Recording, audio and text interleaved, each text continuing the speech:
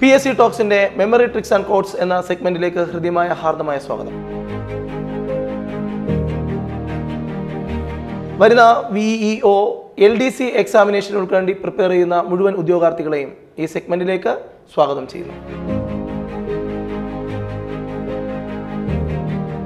അപ്പോൾ നമുക്ക് പാഠഭാഗം ഇന്ന് മാത്സിനകത്ത് നമ്മൾ പഠിക്കാൻ പോകുന്നത് കലണ്ടർ എന്ന് പറയുന്ന ചാപ്റ്ററിലെ PSC ആവർത്തിച്ച് ചോദിക്കാറുള്ള 2 ചോദ്യങ്ങളും അതിൻ്റെ എക്സ്പ്ലനേഷനുമാണ്. ശ്രദ്ധിക്കാം. കലണ്ടർ എന്ന് പറയുന്ന ചാപ്റ്ററിലെ ഒരു ചോദ്യം, 2007 കലണ്ടർ വീണ്ടും ആവർത്തിക്കുന്ന തൊട്ടടുത്ത വർഷം ഏത് എന്ന് പറഞ്ഞാൽ 2007 കലണ്ടർ നമ്മൾ ഉപയോഗിച്ചു കഴിഞ്ഞാൽ അതിനെ മടക്കി സുരക്ഷിതമായി വെക്കണം. വീണ്ടും ആ കലണ്ടർ ഉപയോഗിക്കാവുന്ന ഒരു വർഷം ഉടനെ വരുന്നുണ്ട്. ആ വർഷം ഏതാണ്? 2007 കലണ്ടർ ഉപയോഗിക്കാൻ കഴിയുന്ന തൊട്ടടുത്ത വർഷം ഏതാണ്? തൊട്ടടുത്ത വർഷം 2007 കലണ്ടർ ഉപയോഗിക്കാൻ കഴിയുന്ന തൊട്ടടുത്ത വർഷം ഏത്? ഇതാണ് PSCയുടെ ചോദ്യം. 2007 കലണ്ടർ ഉപയോഗിക്കാവുന്ന തൊട്ടടുത്ത വർഷം കണ്ടുപിടിക്കാൻ ട്രിക്ക് ഇതാണ്. 2007 നമ്മൾ 4 കൊണ്ട് ഡിവൈഡ് ചെയ്യണം. 2007 4 കൊണ്ട് ഡിവൈഡ് ചെയ്യാം. 20ൽ 5 പ്രാവശ്യം 4 5 പ്രാവശ്യമുണ്ട്, 20 കിട്ടും. അപ്പോൾ 0, അടുത്ത 0 ഇറക്കുന്നു, പോകുന്നില്ല, 0 എഴുതുന്നു, അടുത്ത 7 എഴുതുന്നു, ഒരു തവണ 4 ശിഷ്ടം 3 വന്നു. നമുക്ക് നോക്കാം. 2007 4 കൊണ്ട് ഡിവൈഡ് ചെയ്തപ്പോൾ കിട്ടിയ ശിഷ്ടത്തെ നമ്മൾ നോക്കുക. ശിഷ്ടം ഇവിടെ എത്രയാണെന്ന് നമ്മൾ എഴുതി വെക്കണം. ശിഷ്ടം സമം 3. ഒരു നമ്പറിനെ 4 കൊണ്ട് ഡിവൈഡ് ചെയ്താൽ കിട്ടാവുന്ന ശിഷ്ടങ്ങളാണ് ഒന്നുകിൽ 0 ശിഷ്ടമായി വരാം. ഒരു നമ്പറിനെ 4 കൊണ്ട് ഡിവൈഡ് ചെയ്താൽ കിട്ടാവുന്ന ശിഷ്ടങ്ങൾ 1 0 പൂർണ്ണമായിട്ട് ഡിവൈഡ് ചെയ്യാൻ കഴിഞ്ഞാൽ, ഒരു നമ്പറിനെ 4 കൊണ്ട് പൂർണ്ണമായി ഡിവൈഡ് ചെയ്യാൻ കഴിഞ്ഞാൽ അതിനെ ശിഷ്ടം 0 ആയിരിക്കും. 1 ശിഷ്ടമായി വരാം. ഒരു നമ്പറിനെ 4 കൊണ്ട് ഡിവൈഡ് ചെയ്താൽ, 5നെ 4 കൊണ്ട് ഡിവൈഡ് ചെയ്താൽ ശിഷ്ടം 1 വരാം.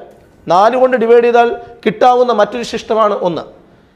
ഒരു നമ്പറിനെ 4 കൊണ്ട് ഡിവൈഡ് ചെയ്താൽ കിട്ടാൻ സാധ്യതയുള്ള മറ്റൊരു ശിഷ്ടമാണ് 2.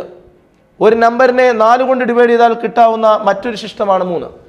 ഈ 4 സംഖ്യകളാണ് ശിഷ്ടമായി കിട്ടാൻ സാധ്യതയുള്ള സംഖ്യകൾ. 2007 ഞാൻ 4 കൊണ്ട് ഡിവൈഡ് ചെയ്തപ്പോൾ എനിക്ക് കിട്ടിയ ശിഷ്ടം 3. ശിഷ്ടം 0 കിട്ടിയിരുന്നതെങ്കിൽ ഈ കലണ്ടർ 28 വർഷങ്ങൾക്ക് ശേഷം ആവർത്തിക്കും. ഒരു വർഷത്തെ 4 കൊണ്ട് പൂർണ്ണമായും ഹരിക്കാൻ കഴിഞ്ഞാൽ ശിഷ്ടം 0. അങ്ങനെയാണ് 0 ശിഷ്ടമായി വന്നാൽ, ഒരു വർഷത്തെ 4 കൊണ്ട് ഡിവൈഡ് ചെയ്തപ്പോൾ ശിഷ്ടം 0 വന്നാൽ ആ കലണ്ടർ 28 വർഷങ്ങൾക്ക് ശേഷം ആവർത്തിക്കും. ഒരു വർഷത്തെ 2007 4 കൊണ്ട് ഡിവൈഡ് ചെയ്തപ്പോൾ റിമൈൻഡർ 3 വന്നത്. 1 വന്നിരുന്നതെങ്കിൽ അത് ആ കലണ്ടർ 6 വർഷങ്ങൾക്ക് ശേഷം ആവർത്തിക്കും. എന്നാൽ ശിഷ്ടം 2 3 ആണ് വരുന്നതെങ്കിൽ ആ കലണ്ടർ 11 വർഷങ്ങൾക്ക് ശേഷം ആവർത്തിക്കും. ഓർത്തു വെക്കണം, ഒരു വർഷത്തെ 4 കൊണ്ട് ഹരിക്കുമ്പോൾ ശിഷ്ടം 0 വന്നാൽ, ഒരു വർഷത്തെ 4 കൊണ്ട് ഹരിക്കുമ്പോൾ ശിഷ്ടം 0 വന്നാൽ ആ കലണ്ടർ 28 വർഷങ്ങൾക്ക് ശേഷം ആവർത്തിക്കപ്പെടും. ഒരു വർഷത്തെ 4 കൊണ്ട് ഹരിക്കുമ്പോൾ ശിഷ്ടം 1 വന്നാൽ ആ കലണ്ടർ 6 വർഷങ്ങൾക്ക് ശേഷം ആവർത്തിക്കും. ഒരു വർഷത്തെ 4 കൊണ്ട് ഹരിക്കുമ്പോൾ ശിഷ്ടം 2 3 വന്നാൽ ആ കലണ്ടർ 11 വർഷങ്ങൾക്ക് ശേഷം ആവർത്തിക്കും. ഇവിടെ നോക്കാം, 2007 ഞാൻ 4 കൊണ്ട് ഡിവൈഡ് ചെയ്തപ്പോൾ കിട്ടിയ ശിഷ്ടം 3 ആണെങ്കിൽ ആ കലണ്ടർ 11 വർഷങ്ങൾക്ക് ശേഷം ആവർത്തിക്കും. അങ്ങനെ വരുമ്പോൾ 2007 പ്ലസ് 11 8 കിട്ടുന്നു, 1 കിട്ടുന്നു, 0 കിട്ടുന്നു, 2 കിട്ടുന്നു. 2018 ഈ കലണ്ടർ വീണ്ടും ആവർത്തിക്കും. 2007 കലണ്ടർ വീണ്ടും ആവർത്തിക്കുന്ന തൊട്ടടുത്ത വർഷം ചോദിച്ചാൽ ഞാനും നിങ്ങളും ഒരേ സ്വരത്തിൽ ഉത്തരം പറയും, അത് 2018 2007 കലണ്ടർ ആവർത്തിക്കുന്ന തൊട്ടടുത്ത വർഷം അത് 2018. ഇനി നമുക്ക് ഇതുപോലെ മറ്റൊരു ചോദ്യം ചെയ്യാം. 2009 കലണ്ടർ വീണ്ടും ആവർത്തിക്കുന്ന തൊട്ടടുത്ത വർഷം ഏതാണ്? നിങ്ങൾക്ക് ഒരു പേനയും പേപ്പറും എടുത്ത് ഇതിൻ്റെ ഉത്തരം കണ്ടെത്താം. 2009 കലണ്ടർ വീണ്ടും ആവർത്തിക്കുന്ന തൊട്ടടുത്ത വർഷം ഏതാണ്? ഓർത്തു വെക്കണം, വർഷത്തെ 4 കൊണ്ട് ഡിവൈഡ് ചെയ്യുക, കിട്ടുന്ന ശിഷ്ടം 0 ആണെങ്കിൽ 28 വർഷങ്ങൾക്ക് ശേഷം ഈ കലണ്ടർ ആവർത്തിക്കും. 1 കിട്ടുന്നതെങ്കിൽ 6 വർഷങ്ങൾക്ക് ശേഷം ഈ കലണ്ടർ ആവർത്തിക്കും.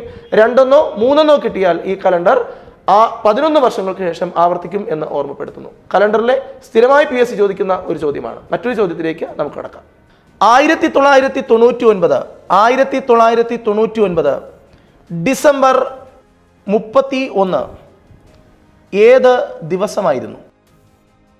PSC ചോദിച്ച ഒരു ചോദ്യമാണ്. 1999 ഡിസംബർ 31 ഏത് ദിവസമായിരുന്നു? നോക്കാം ചോദ്യത്തിൻ്റെ ഉത്തരത്തിലേക്ക്. വേറെ ഒരു ക്ലൂവും തന്നിട്ടില്ല. 1999 എന്ന് പറഞ്ഞ വർഷത്തിലൂടെ നമ്മൾ കടന്നു പോയിട്ടുണ്ട്. ആ വർഷം ഡിസംബർ 31 എന്ന് പറഞ്ഞ ദിവസം ഉണ്ടായിരുന്നു. അത് ഏതാഴ്ചയായിരുന്നു? തിങ്കളാണോ, ചൊവ്വയാണോ, ബുധനാണോ എന്നാണ് നമ്മുടെ ചോദ്യം. ഓപ്ഷനുകൾ കാണും. അപ്പോൾ ഈ ചോദ്യത്തിൻ്റെ ഉത്തരത്തിലേക്ക് എത്താൻ PSC ടോക്സിൻ്റെ ട്രിക്ക് ആൻഡ് കോഡിൽ നമ്മൾ പഠിപ്പിച്ചു തരുന്ന കാര്യം ഇതാണ്. 2000 എന്ന് പറയുന്നൊരു വർഷമുണ്ട്.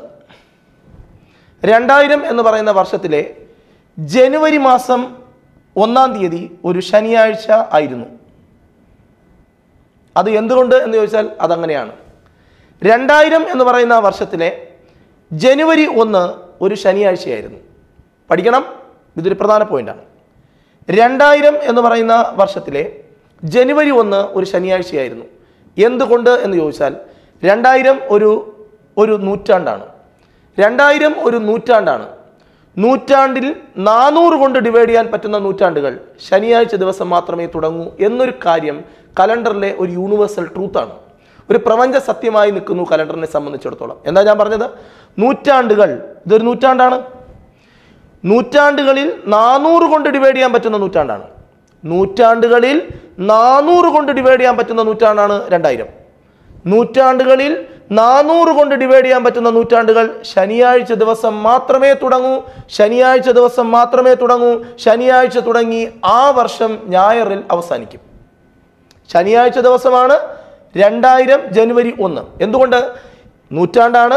400 കൊണ്ട് ഡിവൈഡ് ചെയ്യാൻ പറ്റും. 400 കൊണ്ട് ഡിവൈഡ് ചെയ്യാൻ പറ്റുന്ന നൂറ്റാണ്ടുകൾ ശനിയാഴ്ച ദിവസം തുടങ്ങി ഞായറാഴ്ച ദിവസം അവസാനിക്കും എന്ന് കലണ്ടറിലെ ഒരു പ്രധാന ഫാക്റ്റ് ഉണ്ട്.